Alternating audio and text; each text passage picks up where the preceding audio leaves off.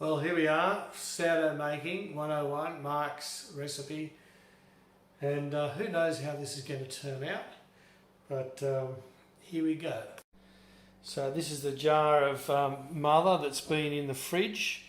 Looks horrible and smells a bit acidic, and it's probably been a couple of weeks since it came out. I'm going to put some of that in the bowl here, take most of it out. It smells a bit acidic, but it's not too bad. Sometimes it gets really grey on top with the liquid. You've got to tip it off because you just think that's noxious. So not a lot in there. Filtered water.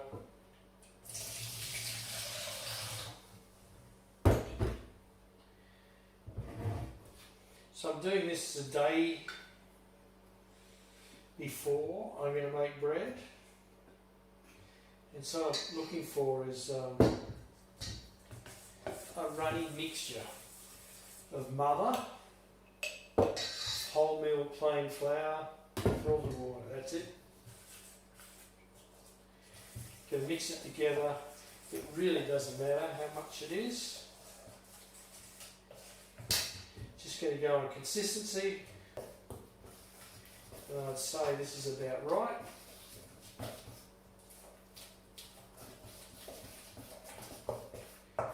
So I'm doing this at 9 o'clock at night. Normally I would do this say in the morning, breakfast time or lunchtime, and then before I went to bed I'd bring it up to a kilo of mix. But here it is. It's pretty, that's the consistency. But having it thin like that, you can see if it's going to bubble up or not, because you want to make sure that this thing still has some kick. So in the morning I'm expecting this to see it all rise, bubble, and maybe it's collapsed, but you'll see that it's done that with the meniscus on the side of the bowl. And so before I put this back in the fridge, this is what it looks like. It's just the mother that I've just taken out. Doesn't mean that's how it has to be. That's how it is at the moment. Before I put it back in the fridge, I'm going to add more flour. Wholemeal plain flour,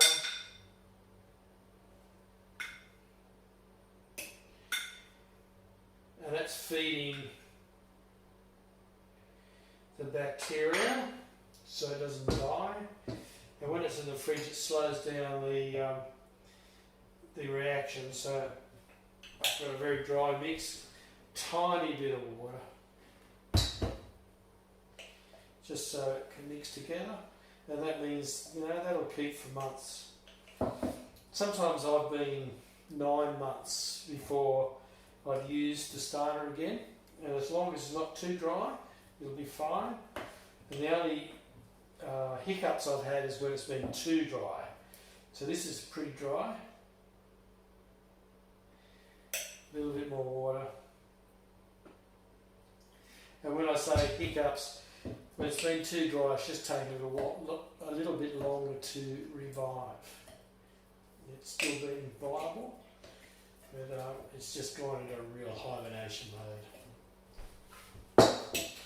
But I don't want it too runny either. The drier it is, the longer it will keep, basically. And if you're baking every week or two, it probably doesn't matter too much how it is. So what I've got now is a thick consistency. Alright, so it's the next morning, so it's actually 9 o'clock, but during the night I got up probably about 4:30 and I had to get up anyway. So I came in here and I added some more flour and water, and I brought it up to about a kilo. It had been active, and I just thought, oh, that'll be one step further. So the whole thing's flexible. Could have waited till this morning, but while I was up I did it. So I'll see if you can see here that there's some bubbles going on there, and it's quite light and airy. It's still nice and thin batter. It's like a batter, but there's plenty of bubbles that you can see on the surface. Don't know if I can capture one with a spoon, probably not. get them with the spoon, they tend to disappear. But anyway, so I just use digital scales. Usually I forget to weigh the bowl, so what I do is, I've got another one just the same. I like these stainless steel bowls. So just put that on there, tear it off, it's on 0. So I put this in, and that tells me that I've got 980 grams, 85 grams of mix. Now I've got to go out to men's shed thing this morning, it's Monday, so I'm just going to stick that in the fridge for a while because I'll be back probably after lunch. Otherwise I could just add more flour, let it sit, but I'd rather be in control of it, and so that's the thing, there is flexibility, so I just leave it in the fridge. So if that's how much extra flour I added from what the video was taken yesterday. Alright, so here we are back in the kitchen. I got back from the men's shed a bit later than expected. Took the levain, I think they call it, out of the fridge probably about 2 o'clock or something to get it cold, to get it warm. You see the bubbles in it there? Nice and bubbly. Anyway, it's still a bit chilly to the touch. So according to the experts, you should, if you can have stuff at like 27 degrees, that's good. But this is colder than that, I can feel. I've got a thermometer here, but couldn't be bothered measuring it. So what I'm going to do is just split it in half. I've got these big bowls now, and so my theory about having 2 bowls that weigh the same is great, but these 2 don't. That's 410, and that's 473. But you know, what's 60 grams between friends? Not much when it's weighing a couple of kilos, so don't worry about it too much. So just tear that off. And so my recipe calls for half a kilo of the leaven or the vein. So half that, that's a kilo in there. So I'm just going to halve it using the scales. And I'm going to put water in first, so because I'm going to mix it up. And it's easier if the water's in the bottom and stuff doesn't stick to the bottom so much. So I'm going to have 350 mils of water, which is the same as 350 grams of water. And yeah, it doesn't matter if it's 380 or... So that's 369, that's close enough for me. And it's going to be 300, so it's 350 water, 350 of white flour, good high protein flour. So this is 12% flour, protein flour, this stuff. It's written on the side somewhere what the protein is. Where is that? Protein. So 11 per 100 grams is 11.9, if you can see that there. You probably can't, but that's close enough to 12%. So I've just put in 350 of water. I'm going to put in, so if I just tear that off, it makes it easy, goes back to 0. Now I'm going to put half this in. This is very runny. This is very runny. So I'm going to probably end up putting a bit more flour in than the recipe calls for, because this is so runny. And this is so airy that it's actually floating on top of the water. So it's 350, 400, 460, 497, close enough to 500. So put that to one side. Put this little fella over here, tear it, 350 water.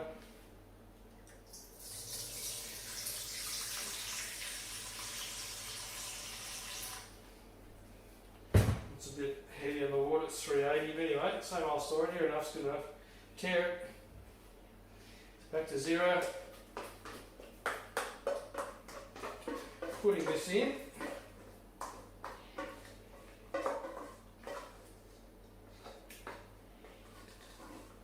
These things are good, just a plastic spatula.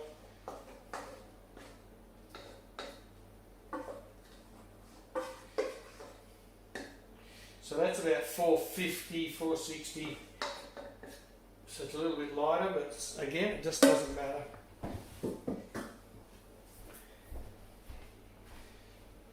So I'm going to mix these together.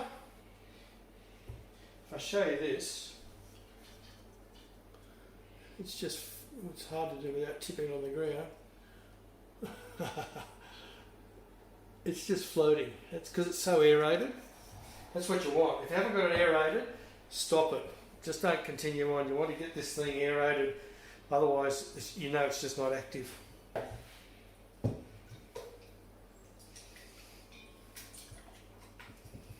it a good old mix. So I'm using 2 bowls because it's just too hard to handle. You could probably fit it in one, but it wouldn't be much fun.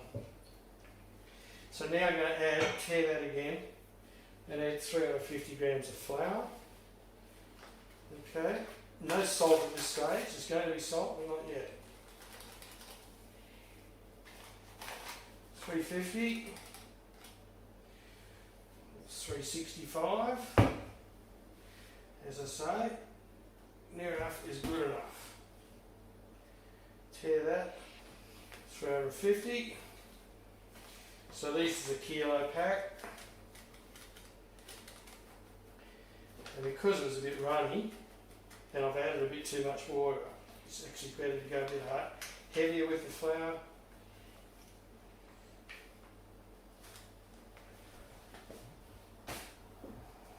Okay, so I'm just going to mix this together with a spoon now. And what I'm doing now, this is what I would normally do if I did it got the first bit going at night, come out in the morning. I'd split it in half, that levain that I've just taken out of the fridge, which is what I would have done this morning, except I had to go away. So I'd split it in half, add that flour water to it, okay? So it was 500 grams of the leaven or the levain, I don't know how you pronounce it or spell it, 350 of white flour and 350 of water. So the only wholemeal I used was in that first 1 kilo of total mix, and there's about 50-50 water flour in that, but I didn't measure it.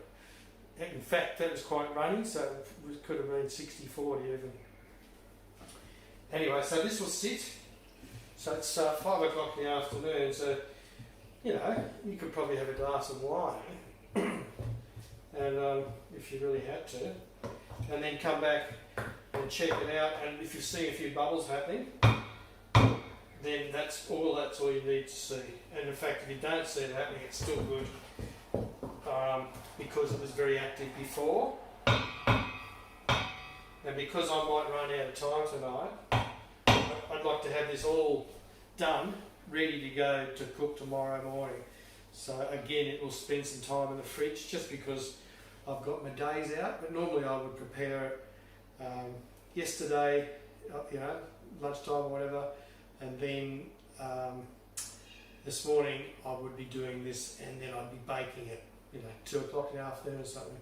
But so I'll be happy enough just to get this done tonight, formed up, ready to bake, and it'll do the last final rise in the fridge over sort of 12 hours or whatever, and I'll bake it in the morning. And the slower you can make the bread, the better it is. It's just that who wants to spend their whole life making bread? So and on that, sometimes I make half this mix goes to making a ciabatta, which is a lot quicker, and then the other half, it gives you 2 loaves of sourdough. So out of this, it'll be 4 loaves of sourdough. So we now have it active, and we're then going to add the next bit. So the next bit of my recipe calls for 300 grams of water and 600 grams of white flour. I'm going to mix that together and let it sit for 20 minutes, and then add some salt, in fact 20 grams of salt, which is 2 teaspoons, and I grind it up in this mortar and pestle because it makes it fine. I use this, this granulated stuff, and I'm sure you can use anything, but that's what I use. So same old story. Just turn this thing on. Add the water first. So this is going to thicken it up. It's 2 to 1. Okay? So that's 300 water, 600 flour.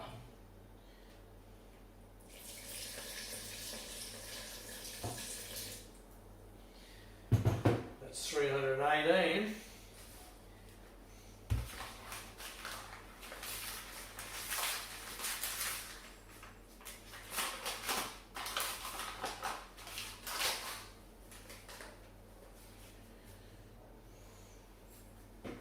Didn't tear it off, so I want to get this to 900, a bit over 900.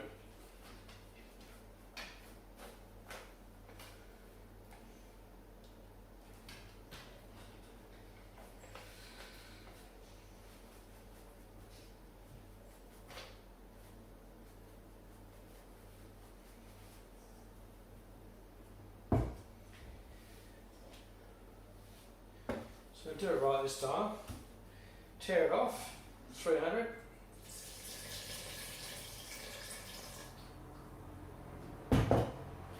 Tear it off.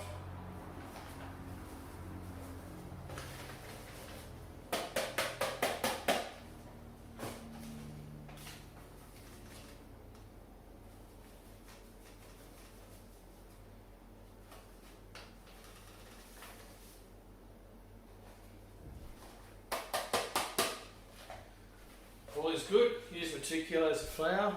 So I'm just going to mix that and let it sit for a bit.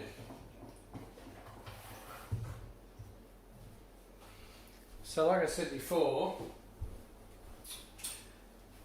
the longer you take to make the bread, probably the better the bread is, all else being equal. I started making sourdough when we built a pizza oven on the farm and used to have to cut a whole wheelbarrow full of wood just to get the thing hot enough, and I hated the waste of all that wood. So and in the morning the oven would still be 160 degrees Celsius, and if we had pizza at 7 o'clock at night. So I decided to learn how to make sourdough, but I never really made very good bread doing that. It was tasty, but I was often baking at 2 in the morning, waiting for the temperature to get low enough. It would be too hot, and you had to clean the oven out, get all the fire out, mop the floor to get all the grit off, because you don't want bits of grit in your bread. And then I had a garden sprayer I just used for that, for water, to put some steam in the oven, and I had a reasonably tight fitting door to try and get that crust on it. But the way I do it now makes better bread and a lot more consistent results. And so that's using a cast iron Dutch oven thing. It's over here. Very heavy. Very heavy. Probably costs about $70 or something like that. And it's got 2 parts. So you cook it for 20 minutes with the lid on, and that steams it, gives it a nice crust, and then you take the lid off and another 20 minutes just to give it some colour. So I've actually got 2 of these because I had one at my other house before I moved here. My friend got one, so we actually have 2, which is great, because when we're making 4 loaves, it speeds things up. I'm going to mix this by hand in a minute, just to make sure there's no dry bits. Trying to get all the flour wet. And that'll be when my phone rings when I'm doing that. So if you're watching this, just give me a call.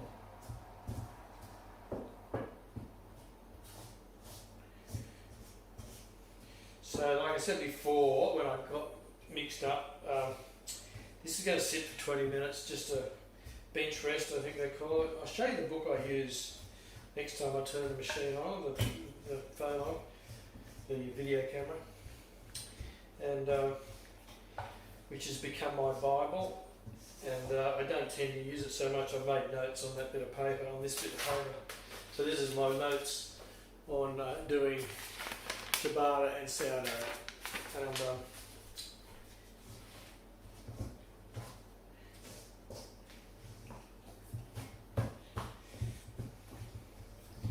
so I just wash my hands. Take your ring off too. Good idea, I reckon.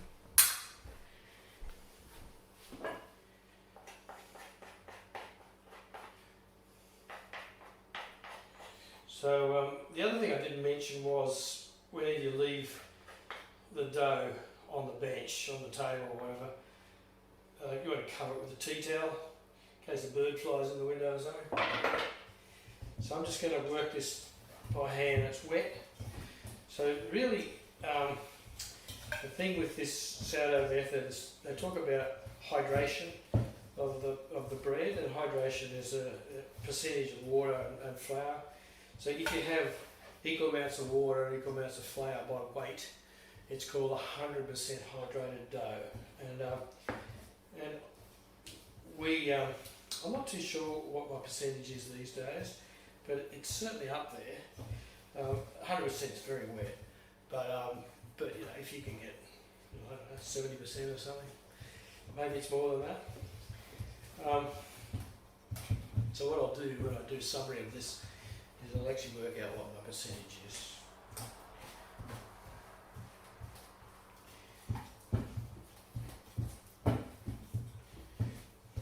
This is actually quite wet. Keep saying that, don't I? But you always add a little bit of flour as you go, but I'm inclined not to. The wetter it is, the nicer those bubbles you get, and what they call oven spring. When bread goes into the oven, it increases in size quite rapidly. That one's wetter than this one.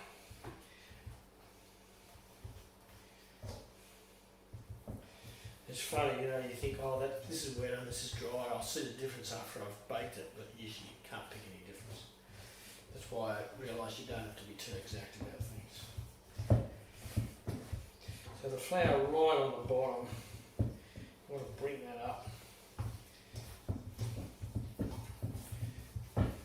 It's easy to get the lumps out now, but later, if you haven't mixed it properly this time, the lumps will tend to get hard.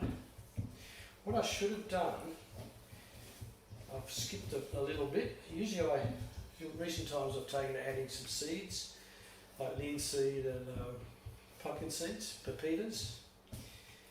And it's best to do that before I'm doing this bit now, but you can add it now. It's just a little bit harder to mix in, but I think I might just skip that with this bread today. Losing a bit of enthusiasm. It'll be good enough. And that plastic scraper thing, if I'd washed it up, is good for cleaning your hands off too. So this is just going to sit, like I say, for 20 minutes, half an hour. So it's 6:30 now. And so come back at about 7 o'clock. And add the salt. I add the salt to a little bit of hot water. I boil the kettle with filtered water again, only because it's town water. If you've got tank water, it's fine, but I just think if it's got chlorine and it's a bit of leftover chlorine, it probably doesn't help with the fermentation process. See you later. Alright, so it's about 7 o'clock. This is the Bible, if you're going to make some sourdough, I reckon. Great book. It's got everything you ever want to know, and I've only used a little bit of it, but it's got lots of pictures about how to do stuff. But the bits that I'm interested in is making, they call this a country loaf. You know, they even show you here how to stretch and fold it when you're making, you're fermenting it, you know, all that sort of stuff. Recommend this book, big time. I've got a few others, and then once I got this one I realised I could just throw all the others in the bin. So anyway, that's enough about that. tartine bread. This is the advantage of cooking at night is that you can actually have a glass of wine. It's a bit hard to justify doing it if you're making it in the morning, but and also because I'm by myself, I can use the kitchen and not get on my partner's road, but I will adjourn to just out there. I've got a bit of melamine board that I use out there, and it gives you a bit more room to work for the next stage, but we'll finish this off in the kitchen. But normally this would be done outside too, out in the other room. The other thing I did mention salt. So I grew up understanding that iodised table salt was a good thing because coming from the black soil plains where iodine is lacking, people end up with issues with their thyroid glands. So adding a bit of that, but it's also got stops the salt from setting hard and stuff. It's got other things in there, and so I'm just, since I'm making a pure sourdough, just all it is water and flour and salt. So I've just used that stuff. And as I said, I grind it up. And so I've just put a bit of boiling water. It's 20 grams of each there. And I'm just going to throw that in on top of each one in a minute. And knead it away. And what happens is the dough tends to separate as you're putting the salt into it, particularly the salt's put in with water. You don't have to put it in with water. Some books tell you to, some books tell you not to. I do it because I think I'm getting a better mix. Okay. So this is how the dough looks. It's got some bubbles. See, there's a big bubble there. See that? That little fella there. And it's got lots of little bubbles. That's a good one. Anyway, you know it's active. That's a good thing. But it's I'm now going to add the water, the boiling water with the salt. It doesn't dissolve at all. It's still gritty in the bottom.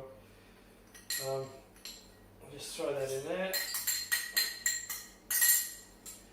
The last thing this dough actually needs is more water because my hands are clean.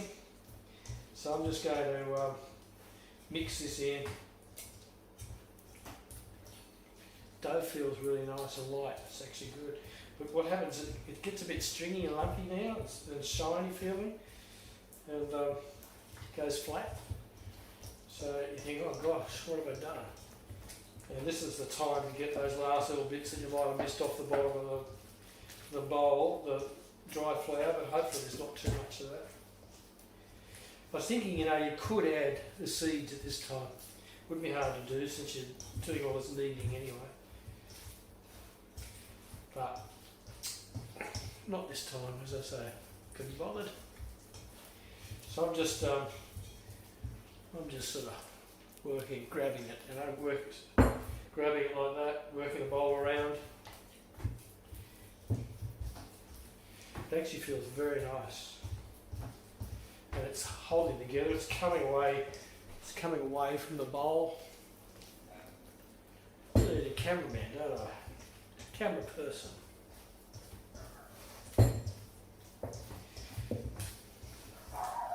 So what happens after this is every 20 or 30 minutes I just stretch it and fold it. This is the only bit of kneading it's really getting, just to mix that salt in. And this has all come back together now. The other one's going to be the same. So I'll stop the camera instead of boring into tears. Okay, so the two bowls have been mixed with the salty water in there. Okay, you can see a bit of an idea, but maybe they're filling the bottom third of the bowl. And what you'll see as over the next little while as we stretch and fold it, it'll start to increase in volume. It's pretty subtle. I haven't made bread using yeast or anything. This is the only bread I've ever made. So, but yeah, I think if you've made bread before, you probably have to just remember this is slower and not as dramatic. All right. Thank you, Derek. So here we are. This has been sitting for half an hour. So actually, in that half an hour, we've increased the volume, and I haven't done anything yet. So they say the theory about this stretch and fold technique you're about to see is it's meant to increase the strength of the gluten. So I just got a bowl of water, clean hand obviously, and you're just going to grab it under here, lift it, and this is very wet. And it's not holding together, there's not a lot of strength in this dough. I'm just lifting it and letting it drop over, lifting it, letting it drop over like that, okay?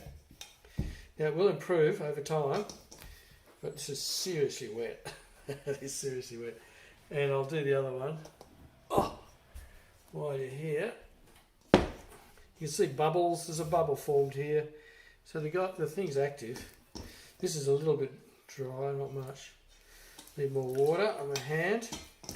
Just getting to the bottom of that, pulling it out, dropping it over, lifting it, dropping it over, like that. I think in the book it says do it 3 times, but I always do a bit more than that. I think they say to do it every 20 minutes. And I'm pretty hit and miss. You probably figured out by now I'm pretty cash. And just get the flies out.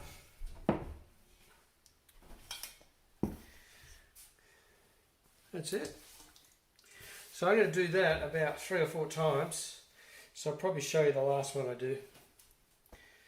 Till then, talk amongst yourselves. Alright, so here we go. This will be the last stretch and fold. It's getting closer to be filling the bowl to sort of about half. From that angle of the camera you probably don't see it, but that's what it is. And there's bubbles forming on top. When I pick it up, it's feeling silky and smooth. It's very light and airy. I'm actually quite impressed by this little, by this bowl. There's a lump there. So this will be the last one, and then we'll start. We'll let it sit for a while but that's really springy. You see that? See how I'm putting my hand in and it's just springing. There's bubbles. Look, there's a bubble there. That's you know you've done enough. It's getting to the stage. If you don't start going to the next stage with it now, it'll lose its life a bit. Mind you, with good flour, I think it gives you a lot more flexibility. I used to just use normal plain flour, and then one day I lashed out and bought higher protein stuff, and it made a huge difference. So this is very springy, light. It's all good. So I'll give that about 20 minutes or so, and then probably a bit longer than that. I'll come back, and when I can see that it's well over half filled the bowl. It was sort of half before, but by stretching it and doing that, I've knocked a bit of gas out of it. Well, look at that. Very nice. So that's been sitting there for an hour or so, watching a YouTube video on how to weld. So I'm going to tip this out now and cut it in half and do the same with the other. So we'll end up with 4 pieces of dough. Just give the table a wipe. So you don't want a flour surface. You just tip it straight out. And you'll see how wet it is. See this coming out?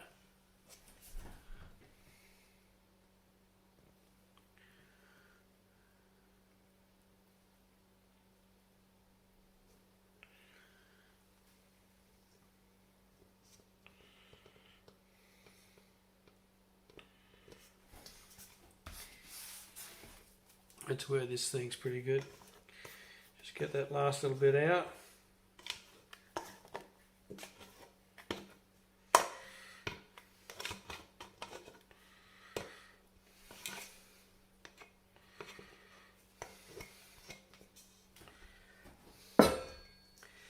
This is where I always go wrong, trying to estimate how to cut that in half.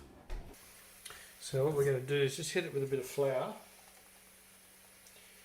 need a lot, although this is such a wet dough. Wouldn't go straight out a bit more. And I'm going to cut it in half using this dough knife.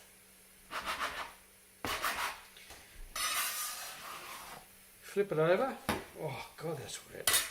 That is so wet. Okay, I'm just going to stretch it, fold it in. Okay, so the idea is I'm trying to make a little round shape. Okay, a bit more of that. Try and keep the dough off my fingers so it doesn't get too wet, too sticky. And I'm just going to spin this.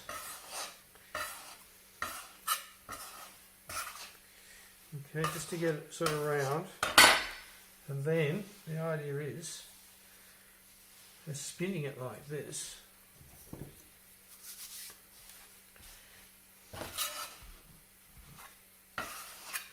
This is quite a wet dough. We're just building tension by, you can see this bubble here, look at this. Just by spinning it, because it's not flat on the bottom.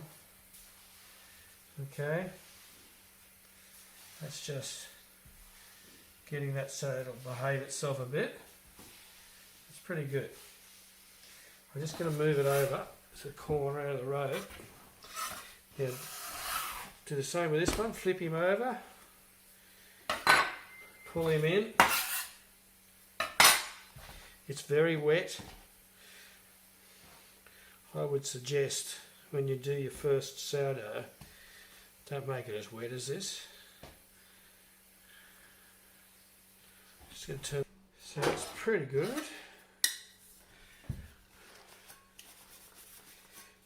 One thing sourdough does is makes lots of washing up and washing. So now I'm going to flip it over again. Okay, a bit of flour on the top. And again, using this knife, just get the thing going a bit, tucking it under at the same time. Till I feel like I might be able to handle it.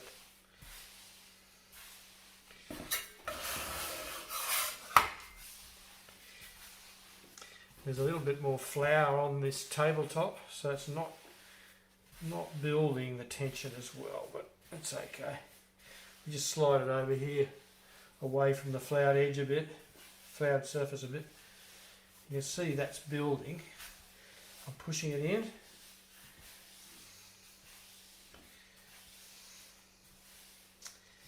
Yeah, like that. Just cover it. That's going to sit there for a while. As you can see, I've made a mess on the tea towel.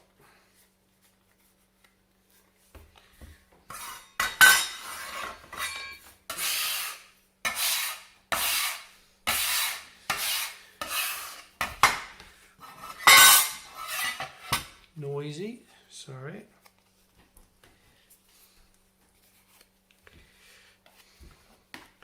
Okay, so the other one.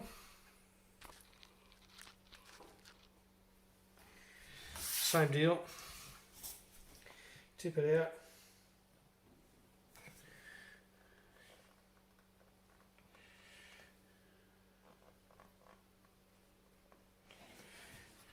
The weight of the dough sort of pulls it out by itself. Just give it a bit of a helping hand.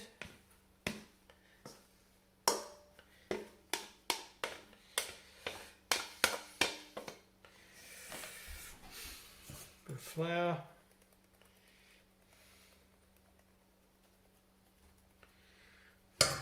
Okay, here we go. Trying to guess what's half.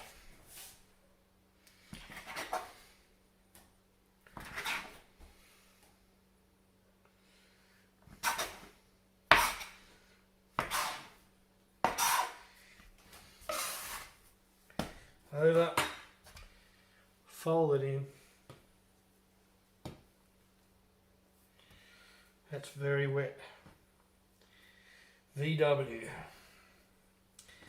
Okay, I might try and just get a bit more of that up before we flip it again.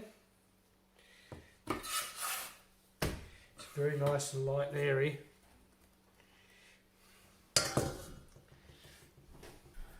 Just a little bit of flour on the fingers. Okay, again using the knife to begin with.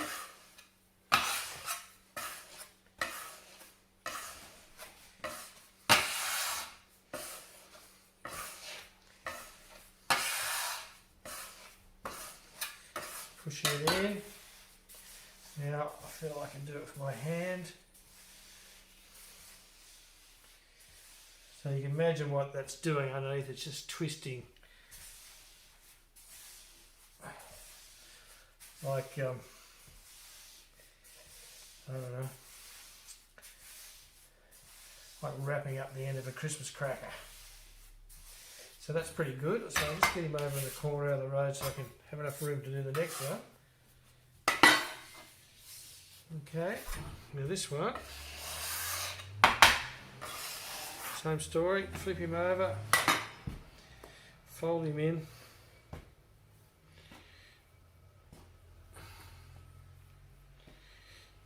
You see there's lots of bubbles there.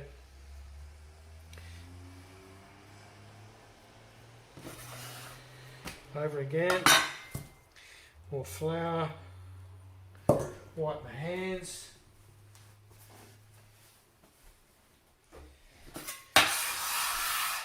Remove the flour from around there, because it's really important to have that surface of the table giving it that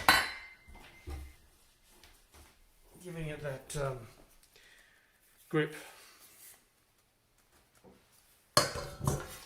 Okay, so just start off with the knife, and if you think you're okay, you can feel a wet bit on there. It's going to stick to your hand, so I'll go back to the knife for a moment, try and get those wet bits under a bit. And then once you get it rolling, they tend to disappear underneath. And then you're right. So this is going to be set here. These 4 boules, I believe they're called, are just going to rest on the table for 20 minutes or so. Okay. You see this one over here. It's starting to flatten out a bit because it's such a wet dough, but it's okay. I'll just throw this over. There's no breeze, but just keep that off from going too hard. I'll go and okie doke. So basically I just washed up the bowls. You can see they're flattened out a bit, but they're not too bad. Because it's such a wet mix, these are flatter than I would normally expect. But they're not dripping onto the floor. They're just because it's such a wet mix, it's fallen out. So what I'm going to do is reshape them. And then I've just got, I just use these plastic coolers that you buy from Woolworths for bugger all. And poor man's, what are they called? Something or other. Anyway, I just put a tea towel on there and then sprinkle it with a bit of it's a mixture of rice flour and plain flour, and because you don't want it to stick to your tea towel.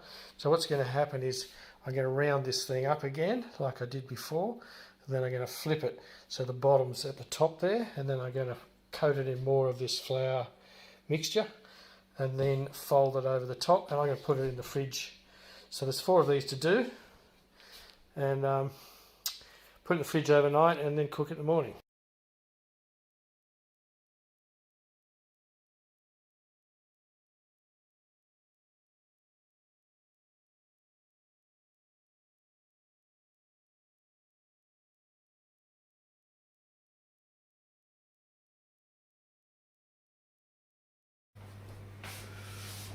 Okay, well, it's Tuesday morning, so this labour of love continues.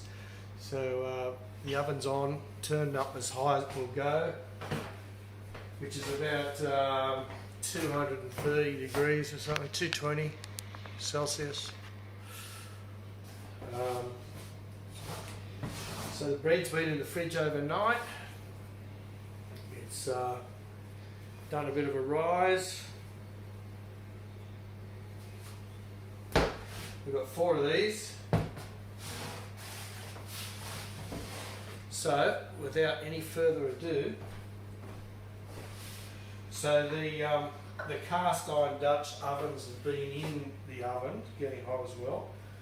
So, plenty of gloves because they get very hot, and hopefully you can see what's going on.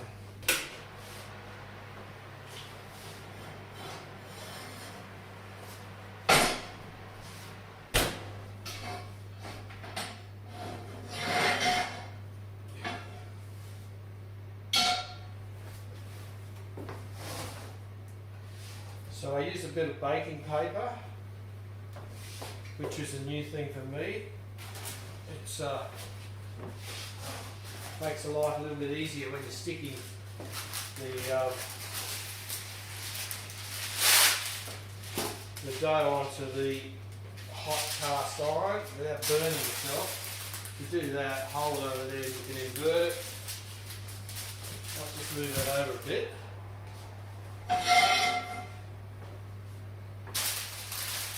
Drop it on. Like that. So that was a bit off centre. Remove the tea towel. So you can see there's the bread sitting inside. Okay. So I just, you need to just cut. I use a razor blade.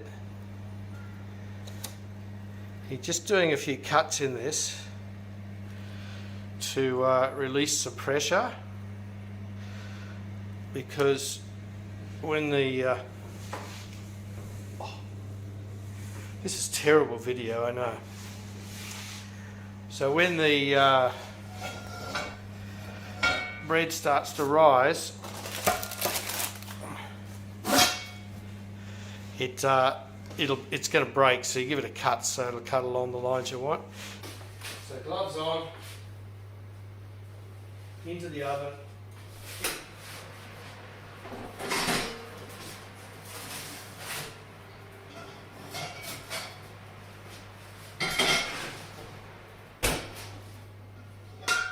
Do the same thing with the next one.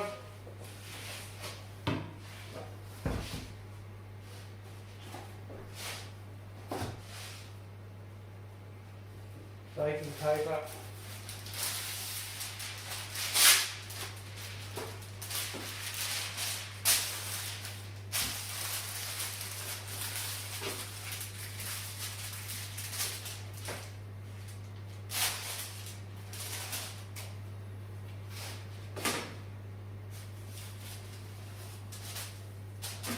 Tea towel off.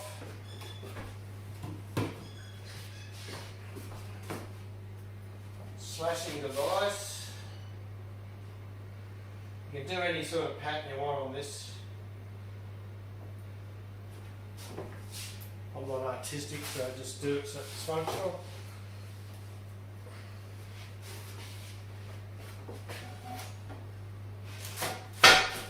Lid on.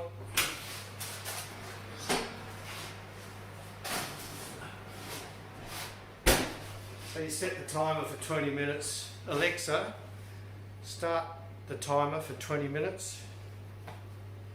20 minutes, starting now. She's very good, she never talks back. So, so 20 minutes with the lid on, and then I'll just take the lid off and in the oven for another 20 minutes, and then it's done, hopefully. So that was, what time is it now? It's 8 o'clock in the morning, so I think we finished up last night about 10 o'clock or something, 10:30 maybe. I don't know, I cleaned up and all sorts of things. I can't remember what time the stuff went into the fridge. Alexa, stop. So Alexa's done her thing. Now we're just going to take the lid off. It's done 20 minutes, we'll take the lid off and do another 20. So you can see how it's risen, and the crust is broken. Same with this fella. So it's that oven spring I spoke of. It really quite increased in size. So going back in now with the lid off. Rightio, so the bread's out.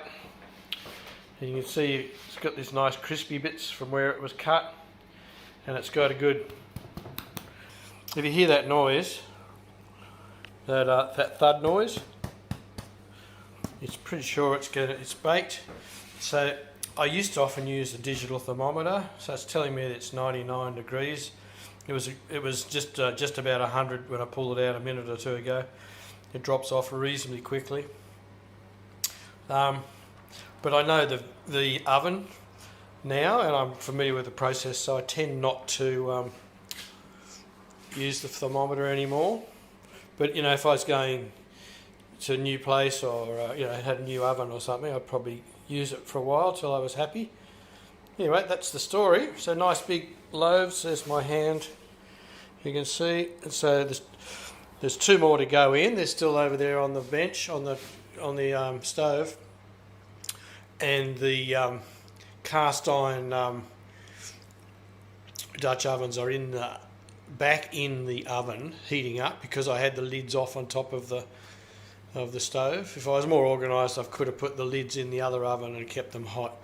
But it's important to have them hot, so I'll make sure that they're that they've heated up, for 10 minutes or so. And see, this is the setting on the stove. It's just as hot as it will go. Flat chat. All right, so there's the loaf's been cut.